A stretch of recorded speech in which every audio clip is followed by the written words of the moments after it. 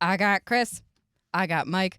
We got Haymarket beer up in here for that's Cheers. crunchy for THIRSTday on Rock 95.5. Thanks for coming, you guys. Thanks for having us. Yeah. All right, first of all, I want to immediately dive into beer. What are we drinking? Oh, we got a lot of different ones for you today. A couple of lagers, a beautiful blonde ale that John just cracked with real blood orange. I've always loved blondes. Me too. Okay, so blood orange blonde ale. This seems very summery. It is, but you can get it year-round because you deserve some vitamin C year-round, right? Thank you.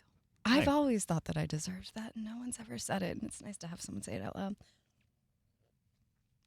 Oh, that's so good. Happy February, by the way. 70 degrees today. Mm-hmm. How are we feeling existentially about the globe and its warming? I'm gonna enjoy it while it lasts. I guess. I just feel bad for the kids that I have to. Yeah, that sounds like a problem for them, though, you know what I'm saying? So tell me about Haymarket. How'd you guys get started? What's your journey? What is our journey? I don't know. I mean, we're still on the journey right now. So Yeah. we've been going for about 13 years Okay. in the West Loop. John and Pete opened up Haymarket Brewery in 2010. 2010. Yeah, and All right. I've known Pete for about 20 plus years now, and I came in about 6 months after we opened. I think I was supposed to just come in and kind of help out and like consult, but 13 years later, I'm still around. But How'd they get you? what happened? Where's the leverage coming in? I guess we just realized that we became really good friends over the years, and I don't know if that's good for the business, but it's worked out so far. We're still there in the West Loop, so. Probably not great for the liver either, but that's Right. beside the point. How about you, man? How'd you come to Haymarket? How's your journey? At the very beginning. All right. Similar to Chris, worked with Pete back prior to Haymarket being a thought. Came on board and helped train, hire, and manage, and now I'm slinging the beer. Slinging the beer. And how goes the beer slinging? It's fun because it's beer, Yes, indeed. but it's been good. Yeah, Chicago's been great to us. How is your customer base? Are they like very loyal? Are they transient? Is there a mixture of both? There's Well- definitely a mixture of both. We're lucky enough to be in the West Loop, so there's a lot of transient that comes through. We have a lot of other restaurants and bars in the hood, and there's a lot of residential and now corporate being built around us, so that's helped out. But we do have a good following and a good base, a lot of regulars that have stuck with us over the many years. I know you guys got stories. I can see it behind your eyes. Some shit's gone down there. Tell me about some of the shit that's gone down there. What are your weird customer stories? I've heard jeez. everything. I've heard people that have been like literally gotten on bar stools and unscrewed the light bulbs because they were fancy from the bar and then like taken it. I've had people that like took the giant like industrial sized toilet papers and like tried to like hide it under their jacket to steal. So like no holds barred. Oh man. You got to talk to our plumber. He's the one that whenever he has to come in and like repair a toilet, and what he tells us he's pulling out of the toilets, that's usually the good and fun Go on. conversations. Well, Not to take it to toilet humor, but let's literally go there. ATM. a lot of sunglasses, some cell phones, especially back in the day when cell phones were much smaller. So I guess now if someone drops a cell phone, it's just kind of hanging out in the toilet. But they used to flush them down the toilet. To bags of drugs and other sorts of fun candy and stuff.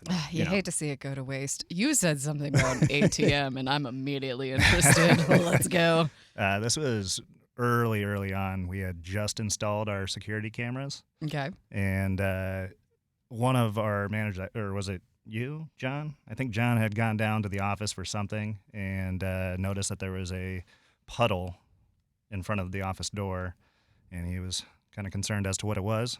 So he went in and he was like, We don't like these fluids. we can figure this out because we now have these new security cameras. Oh. And sure enough, right next to the office door is actually our brand new ATM. And a gentleman that he saw on the video was using the ATM, trying to get some cash out, but also had to use the bathroom. Also down there, located near there, is the women's restroom. But this gentleman decided that he was not going to use the women's restroom. No, he was no. just going to He's a man. wait for his cash to be dispensed, take a couple steps over, and then, do his business. Piss where you need. Avoid the women's bathroom. Be a man.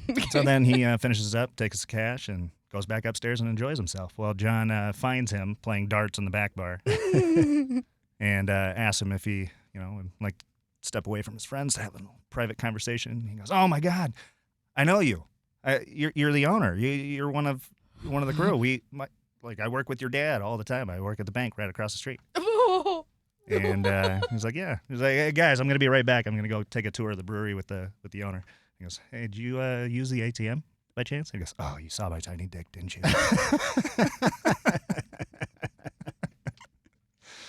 Of all That's the what you're worried about? concerns, that man saw my penis, and also to immediately admit to, to it being small. He knew it was caught, yeah. Oh my God. So he kindly coughed up like $20 for the busboy to clean up his stuff, and then I don't think he lasted at the bank much longer after that. Okay, justice for the busboy, you guys. No. We make the bank guy get on his hands and knees. We give him a rag, and we say, "Clean your mess." Although they don't at Haymarket because they're very professional. Mm-hmm. That seemed confirmed mostly. All right. I'm going to just toss this back because I want to try another beer. Do it. So, chug. Next up. Oh, yeah. Oh, we're going to get you the Chicago Tavern beer. Yeah, you are. This delicious German-style Dortmunder lager. And one more time. A delicious German-style Dortmunder lager. Dortmunder lager. Yes. Okay. Think beer-flavored beer. Think old style, but classy. Oh, okay. Yeah. See, I'm a big old style drinker myself. That's actually my preferred. Because I like to not think too much about it. You know what I mean? That's I can just exactly it. kind of like fucking toss it back, enjoy myself, and scream at my TV of whatever's on. This is you your know? shot in a beer. All right. On to the next. Oh, yeah. That's it? Yeah, I'm drinking like 12 of these and making stupid decisions. Yep. Okay, so Dortmunder lager. Mm-hmm. Beer-flavored beer. Yep, beer-flavored beer. Okay. Crisp, clean, easy, goes great with your favorite whiskey. Yes, I love do you guys have a Boilermaker deal at Haymarket? Yeah, that usually goes with Malort, though. What are your thoughts on Malort? It's a complicated relationship, because... As it is for most Chicagoans. Right, and especially industry. Right. You know what I mean? Like, it's like Fernet, you know what I mean? Like, no one's really into it, but once you've been in the industry long enough, you're like, this is just kind of... You torture yourself. What we drink. Right. It seems it's like a challenge in a shot. It's like are you a man? Drink this and prove it kind of deal. And so to that, I always say yes, because I'm stupid and I can't turn down challenges. And then I drink things that make me immediately want to die. It's not like a good experience. No one's sitting there drinking Malort and being like, actually, that's a total fucking lie. There are people drinking Malort being like, this is delicious. Those people are traumatized. But we support them nonetheless on Rock 95.5. We're all a damaged group. But you know where I can drink Malort?